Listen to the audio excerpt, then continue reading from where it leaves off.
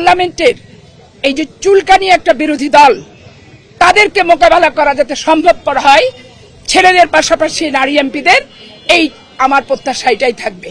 এখানে ব্যাপার হচ্ছে কি, আমরা দলের প্রতি আনুগত্যশীল এবং দলই আমাদের পরিবার, দল আমাদের দুঃখ, দল আমাদের কষ্ট, দল আমাদের আনন্দ, দল আমাদের সফলতা, দল আমাদের হতাশা, দল আমাদের আনন্দ, সবকিছুর ভিতরে দল। এখন পার্টি চেয়ারপারসন যে কথাটি বলেছেন যে এইখানে সবাই আপনাদের সম্পর্কে জানে এবং আপনারা অনেকেই এনাদের সামনেই বড় হয়েছেন, অতীত বর্তমান ভবিষ্যৎ।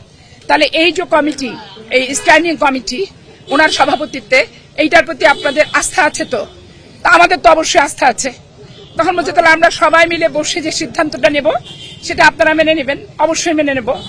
আর উনি আরেকটা কথা বলেছেন যে এখানে ইচ্ছা করলে তার 1000 লোককে, মেয়েদেরকে আমি প্রোভাইড করতে এমপিতে পারবো না।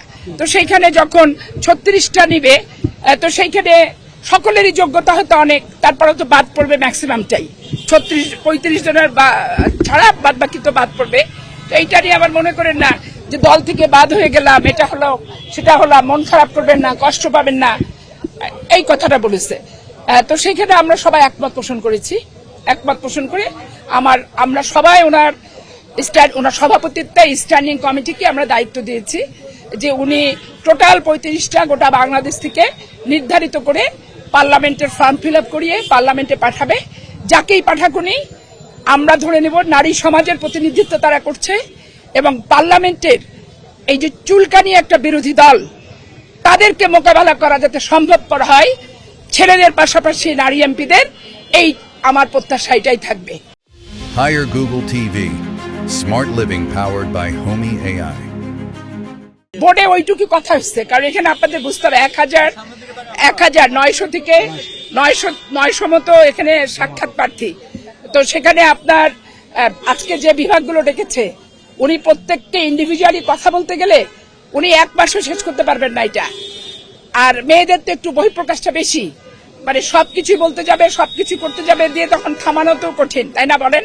তা আমরা তো একটা বৃত্ত, দল হচ্ছে আমরা একটা সংগঠন, একটা শৃঙ্খলা, একটা অনুভূতি। তো সেই একটা ডাকেই তো আমরা সবসময় ছুটে আসছি।